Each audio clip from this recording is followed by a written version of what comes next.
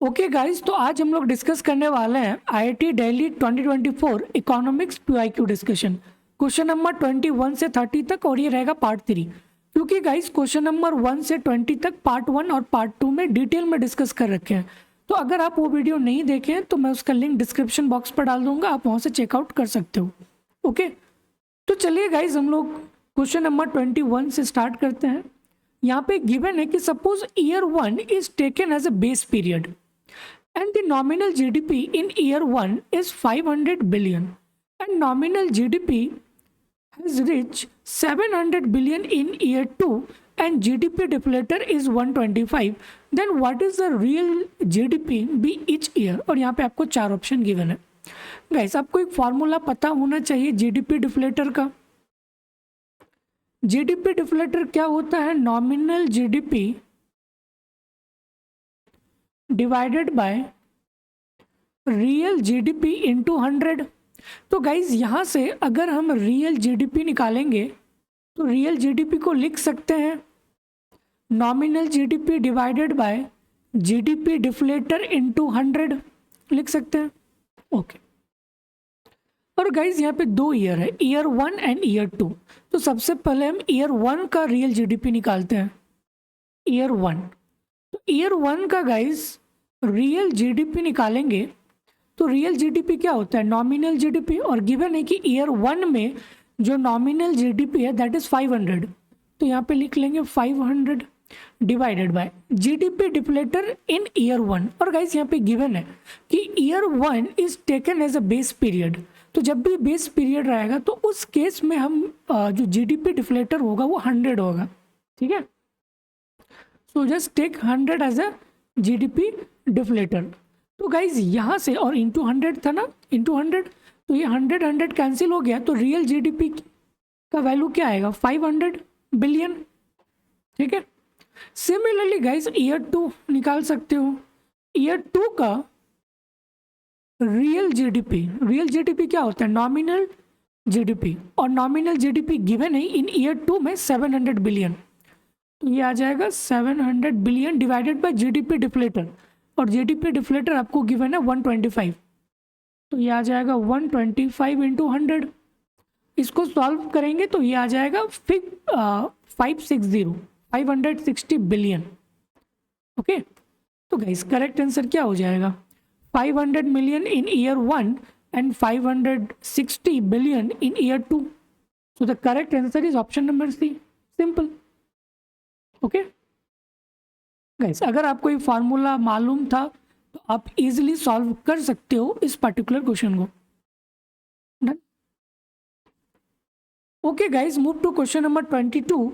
Given है कि an important assumption underlying the classical monetary theory is the idea that an increasing in the money supply causes a proportional increasing in the price level because the MPC is constant, money supply is constant, exchange rate is fixed, या फिर velocity is constant। तो गाइस हमें पता है ना classical theory, MV is equal to P into Y.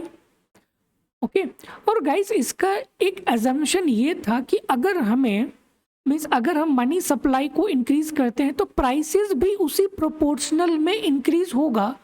कब? जब वेलोसिटी कांस्टेंट होगा और y फिक्स होगा। y को फिक्स्ड होना होगा और वेलोसिटी को कांस्टेंट होना होगा, तभी ये गाइस वैलिड होगा। यही एजम्पशन था। ठीक है, तो करेक्ट आंसर क्या बन जाएगा कि velocity is constant and income is fixed. तो इनकम तो यहाँ पे गिवन नहीं है। ठीक है guys, exchange rate is fix, ये तो पॉसिबल ही नहीं है। मनी सप्लाई इज कंटिन्यूअस, नहीं। So the correct answer is velocity of money is constant. Simple. Done. Okay. तो वही चीज गाइज यहाँ पे लिखा हुआ है, सिंपल। तो कुछ है ही नहीं guys, MV is equal to PY।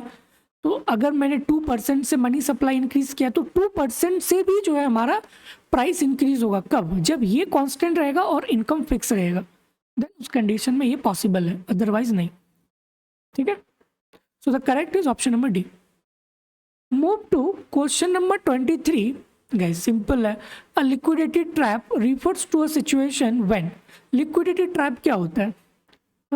Liquidity trap guys वो सिचुएशन होती है जब इकोनॉमी में इंटरेस्ट रेट काफ़ी लो हो जाता है, और इस लो इंटरेस्ट रेट पे जो कंज्यूमर है वो अपने मनी को बैंक पे नहीं रखना चाहेगा, क्योंकि गाइज बैंक में बहुत लो इंटरेस्ट रेट देगा।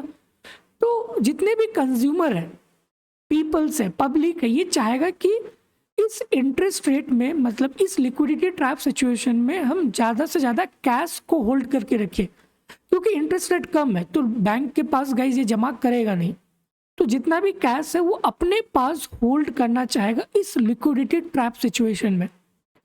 तो वही चीज़ यहाँ पे लिखा हुआ है कि liquidity trap refers to a situation when a general public has a strong preference of holding the most liquid asset of money. So correct answer क्या बन जाएगा? Option number D, simple. Okay, तो वही चीज गाइज यहाँ पे लिखा हुआ है कि liquidity trap occur when a monetary policy become ineffective because people prefer to hold cash instead of investing or spending when the interest rate are very low। ठीक है, so correct guys option number D हो जाएगा। Simple question था liquidity trap से। Okay okay guys, move to question number 24। Given है कि suppose the investment in the goods market is not responsive to the interest rate. Guys goods market में क्या होता है? y equal to C plus I plus G, यही हमारा क्या goods market. हाँ, और गुड मार्केट में गाइस मतलब ये आई एस कर्व है, और आई एस कर्व को हम लोग क्या बोलते हैं? Good market. और आई एस कर्व में क्या होता है कि ये हमें गुड मार्केट इक्विलिब्रियम सिचुएशन बताता है, जहाँ पे कि इनकम और इंटरेस्ट रेट नेगेटिवली रिलेटेड होता है। बेसिक कॉन्सेप्ट से ये ओके। और यहाँ पे गिवन है कि जो इन्वेस्टमेंट हो रही है गुड मार्केट में वो is not responsive to the interest rate. तो इसका मतलब गाइज ये है, ये आपका y है, ये आपका इंटरेस्ट रेट है। यूजुअल केस हमें पता है कि आई एस कर्व ये होता है, जैसे जैसे इंटरेस्ट रेट कम होगा वैसे हमारा इनकम क्या होगा? इंक्रीज होगा। बट गाइज ये तभी पॉसिबल है जब हमारा इंटरेस्ट रेट चेंज हो with respect to investment as well as income. But यहाँ पे गिवन है कि इन्वेस्टमेंट जो है कोई भी रिस्पॉन्सिवनेस दिखा ही नहीं रहा है जब इंटरेस्ट रेट चेंज हो रहा है। अगर इंटरेस्ट रेट लेट सपोज 5% है, देन उस केस में भी इन्वेस्टमेंट सेम है, मतलब इनकम कांस्टेंट है। तो गाइस क्या हम ये बात बोल सकते हैं कि चाहे इन्वेस्टमेंट 10% रहे, 5% रहे, 2% रहे, देन उस केस में आई एस कर्व में कोई भी चेंज नहीं होती है, मतलब इन्वेस्टमेंट सेम है। तो जब आई सेम रहेगा तो वाई भी तो सेम रहेगा। डन। तो गाइस आप देख सकते हो कि ये आई एस कर्व जो आपका वर्टिकल बन जाएगा। तो करेक्ट आंसर क्या हो जाएगा कि आई S curve is vertical line and monetary policy does not affect. ठीक है, monetary policy does not affect the outputs.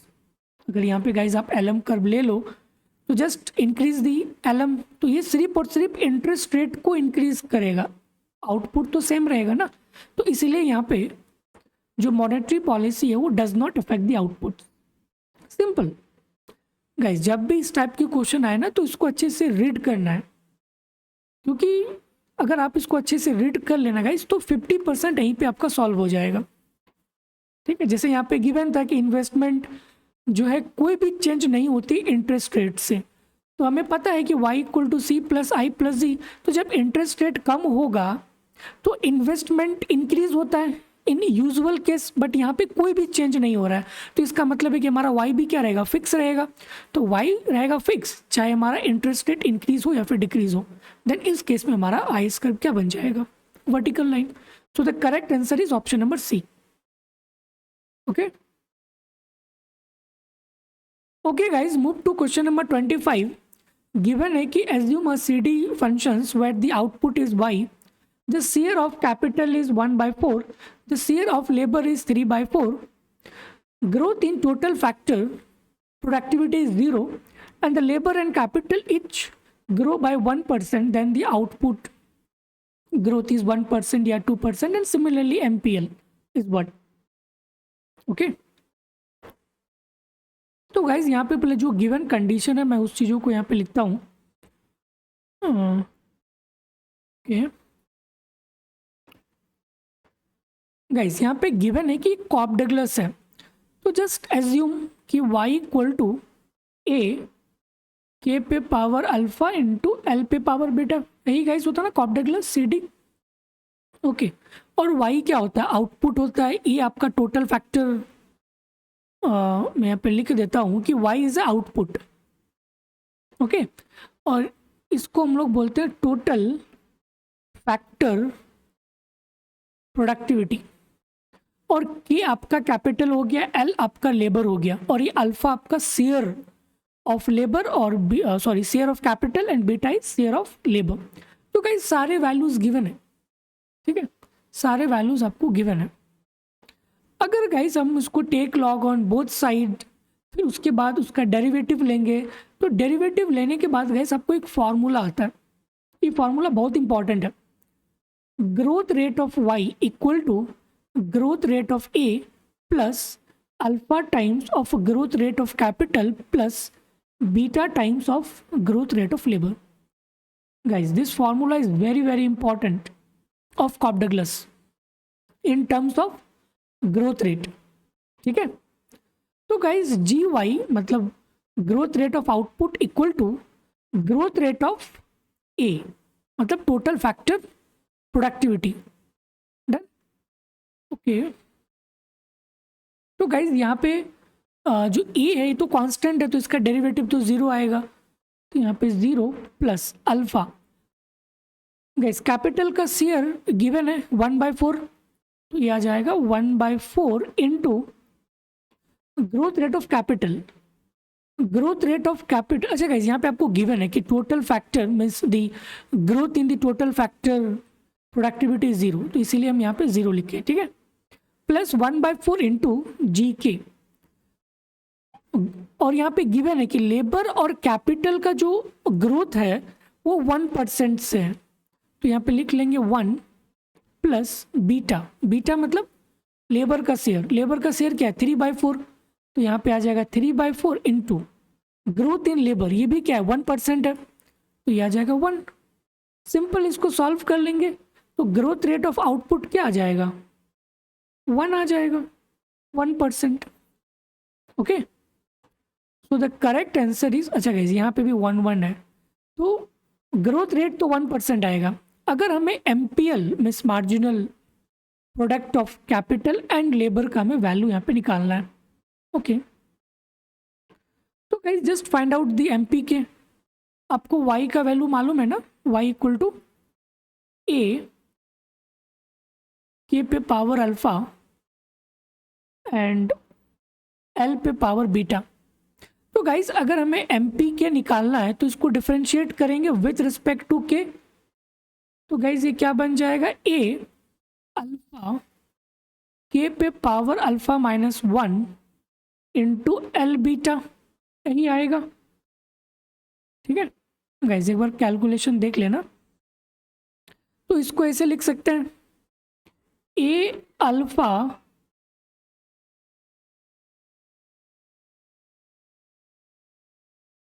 Guys alpha बाहर निकाल लेंगे, ए के पे पावर अल्फा डिवाइडेड बाय के इंटू एल पे पावर बीटा, लिख सकते हैं सेम चीज। और गाइस इसको मैंने क्या एज्यूम किया, वाई, तो यहाँ पे लिख सकते हैं कि equal to alpha Y by K, लिख सकते हैं अल्फा वाई बाई के, तो ये आ गया एम पी के। डन। और गाइस अल्फा का वैल्यू गिवन है, अल्फा का वैल्यू मीन्स कैपिटल का जो शेयर है दैट इज 1/4, तो अगर हम यहाँ पे अल्फा का वैल्यू पुट करेंगे गाइस तो ये क्या बन जाएगा y/4 के, तो एम पी के आ गया y/4 के, तो एम पी के हाँ y/4 के, तो गाइस गिवन है यहाँ पे y/4 के। डन, तो करेक्ट आंसर क्या बन जाएगा, option number A, growth rate is 1% and the MPK is y/4 के, so the correct is option number A, simple. Okay, okay guys, move to question number 26। Given है कि in an IS-LM framework in an increasing in autonomous saving will result in what? Guys, autonomous saving, तो guys आप खुद सोचो ना कि जब saving increase होगा तो सेविंग कब इंक्रीज होगा? जब आप अपने कंजम्पशन को रिड्यूस किए होंगे तभी तो आपका सेविंग इंक्रीज होगा। और गाइस हमें पता है ना y equal to C plus I plus G, ये हमारा आई एस कर्व होता है। तो जैसे ही सेविंग इंक्रीज होगा तो कंजम्पशन घट जाएगा, तो जब कंजम्पशन घट जाएगा तो ये पूरा वैल्यू रिड्यूस हो जाएगा और इक्वल टू वाई है, मतलब हमारा आई एस कर्व क्या हो जाएगा? घट जाएगा। ठीक है, डन। तो अगर गाइस इसको हम डायग्रामेटिकली लिखे तो इसको लिख सकते हैं कि गाइस ये हमारा आई एस 1 है और ये हमारा एल एम कर्व है, एल एम 1। तो जैसे ही सेविंग इंक्रीज हुआ, ठीक है, तो L M curve sorry I S curve घट के यहाँ पे आ गया। तो जैसे ही गाइस घटा तो income as well as rate of interest दोनों घट गया। डन। बट यहाँ पे गाइस आपको ऑप्शन में गिवन क्या है कि a decreasing in income but an increasing in the interest rate, decreasing in both income and interest rate। Guys ये तो बहुत इजी है। तो आप यहाँ पे देख सकते हो ना, ये आपका y नॉट और r नॉट था, तो जैसे ही सेविंग इंक्रीज हुआ आई एस कर्व शिफ्ट हुआ तो ये घट के क्या हो गया? y1, और ये घट के क्या हो गया? r1। तो दोनों डिक्रीज हुआ ना, income as well as rate of interest. ठीक है, तो करेक्ट आंसर क्या बन जाएगा? Option number B, decrease in both income as well as the interest rate. So the correct is option number B. Simple. Okay. Okay guys, question number 27 given है कि assume a functions with a constant MPL, MPK and with the capital as the only factor such that y equal to AK if the rate of population growth is n equal to 0.03, rate of depreciation is D, saving rate given है 0.08, A का value है 1.5, then the growth rate of per capita output is what? 0.04, 0.004 या फिर option C या फिर option D. Okay, तो guys यहाँ पे गिवन क्या है कि capital Y equal to A into K, और ए का वैल्यू गिवन है 1.5, और यहाँ पे जो पॉपुलेशन ग्रोथ है that is n equal to 0.03। ठीक है, ओके, और जो डेप्रिसिएशन रेट है d का वैल्यू गिवन है 0.05, और जो सेविंग रेट है ये आपका गिवन है 0.08। ठीक है, देन उस केस में हमें बताना है growth rate of per capita output क्या होगा। तो गाइज आपको पता है ना, चेंज इन कैपिटल मीन्स ये dot at the steady state equal to क्या होता है?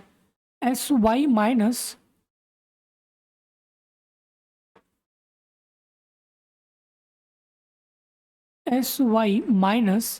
N plus d into k. This is change in capital per worker वाला इक्वेशन गाइज,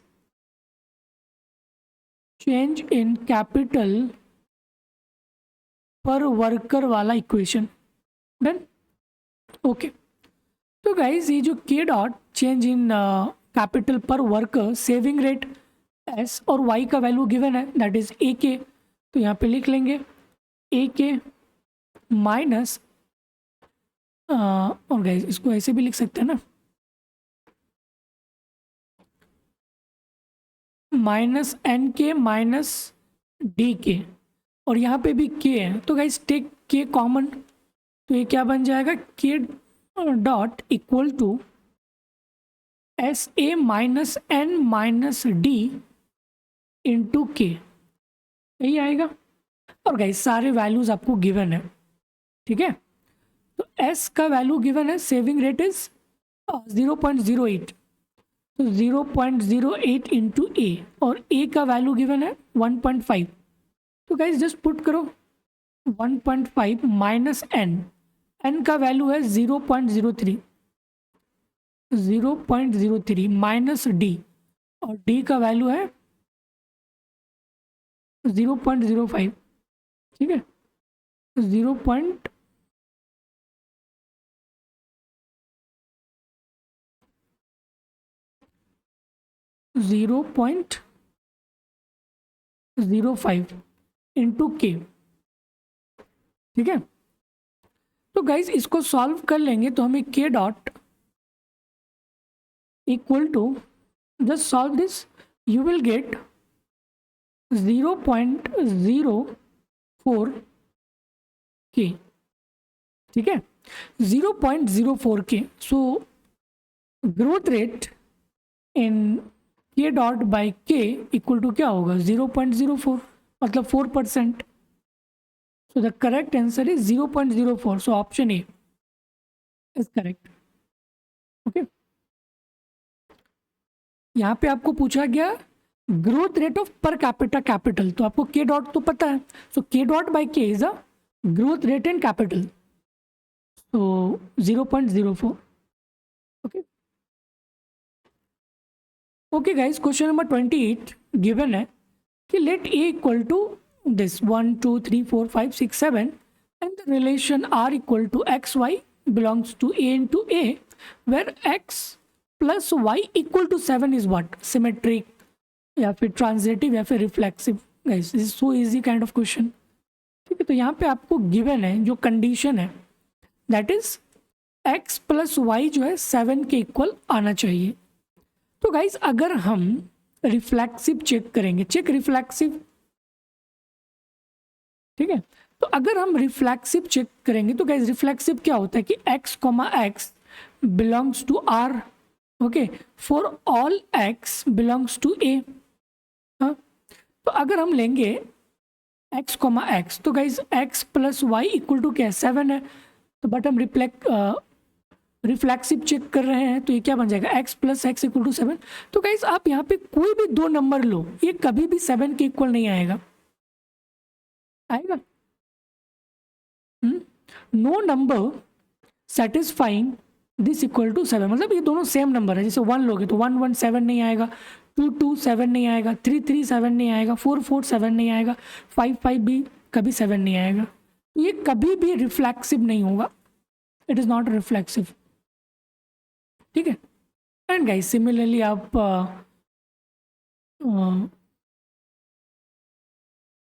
दूसरा वाला चेक कर सकते हो, सिमेट्रिक, ये आपका रिफ्लेक्सिव हो गया, ठीक है। तो अगर हम सिमेट्रिक गाइस चेक करें, सिमेट्रिक, तो सिमेट्रिक का गाइस कंडीशन क्या होता है, X Y belongs to R, then इस कंडीशन में जो वाई एक्स है ये भी बिलोंग्स टू आर होनी चाहिए।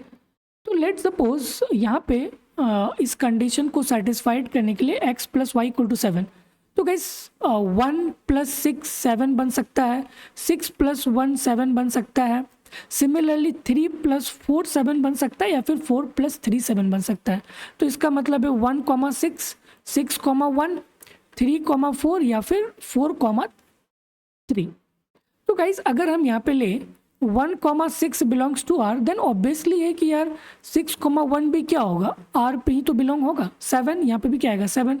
Similarly take 3 4 belongs to R, तो हम ये बात बोल सकते हैं कि 4 3 भी क्या होगा, बिलोंग्स टू आर, क्योंकि ये भी क्या होगा 7, और यहाँ पे भी क्या आएगा 7, जो कि ये कंडीशन को सेटिस्फाइड कर रहा है।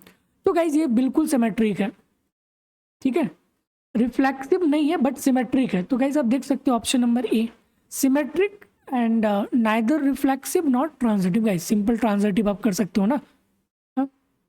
तो just check the transitive as well, तो ये ट्रांजिटिव भी नहीं होगा, क्योंकि ट्रांजिटिव के लिए गाइज क्या होता है, अगर x Y belongs to R and y z belongs to R, then इस कंडीशन में x z belongs to R होना चाहिए। तो guys take any number 1 6 and 6 1, तो क्या गाइज ये बिलोंग होगा, बिल्कुल भी नहीं, क्योंकि अगर गाइज इसका ट्रांजिटिव लेंगे तो ये क्या बन जाएगा 1 1, तो ये 1 1 2 आ रहा है, बट जो कंडीशन है गाइज वो तो 7 है ना, तो ये तो सेटिस्फाइड नहीं होगा, तो इसका मतलब है कि ये ट्रांजिटिव भी नहीं होगा, ठीक है। So the correct option is option number A, done.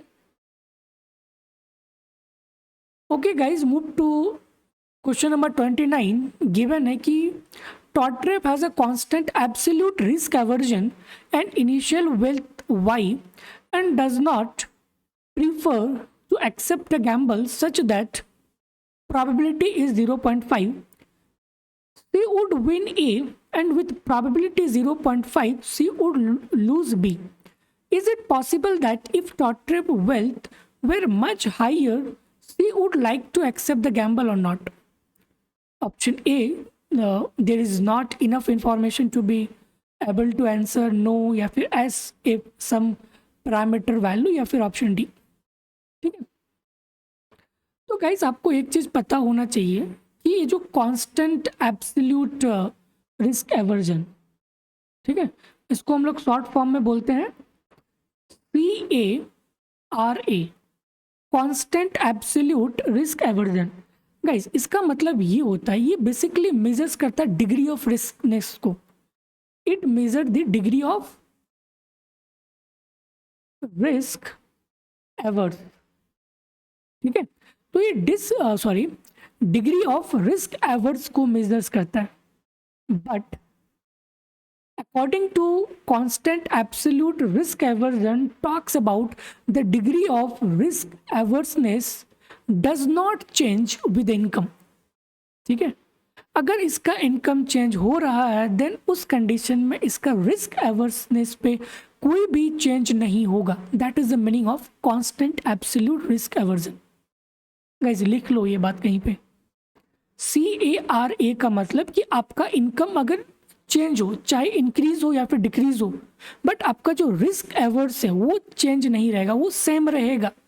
तो वही चीज़ गाइस यहाँ पे गिवन है कि जो टॉट्रेप का वेल्थ है काफ़ी ज़्यादा हो गया, तो क्या उस कंडीशन में, ठीक है, वो इस गैम्बल को एक्सेप्ट करेगा या फिर नहीं। That is the meaning.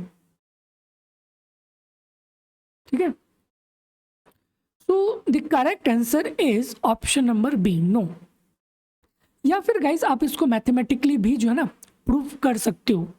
जैसे take any utility function of CARA, तो आपको गाइस पता होना चाहिए कि CARA का जो यूटिलिटी फंक्शन है वो आपका ये होता है -1/α e पे power -α into W। W guys basically आपका वेल्थ है और alpha is a absolute risk aversion coefficients. ठीक है, एंड जस्ट फाइंड आउट, और यहाँ पे आपको गिवन है कि अगर ये गेम जीतता है तो उसे 0.5 जो प्रोबेबिलिटी है जीतने का, ये आपका अमाउंट ए है। तो गाइस क्या हम ये बात बोल सकते हैं कि अगर ये इंडिविजुअल विन होता है तो इसे मिलेगा कि ए और इसका वेल्थ है W। ठीक है, तो ये आ जाएगा W प्लस A। अगर गाइज ये लूज हो जाए तो W माइनस B, ठीक है, क्योंकि लूज अमाउंट क्या है, B है, तो यहाँ पे आ जाएगा lose amount B, W minus B। Done. अब गाइज इसका एक्सपेक्टेड यूटिलिटी फाइंड आउट कर सकते हो। Find out expected utility. So the expected utility means half जीतने का utility of W plus A plus half into utility of W minus A। फिर guys यहाँ पे जस्ट पुट करो यूटिलिटी पे, तो आपको एक्सपेक्टेड यूटिलिटी मिल जाएगा।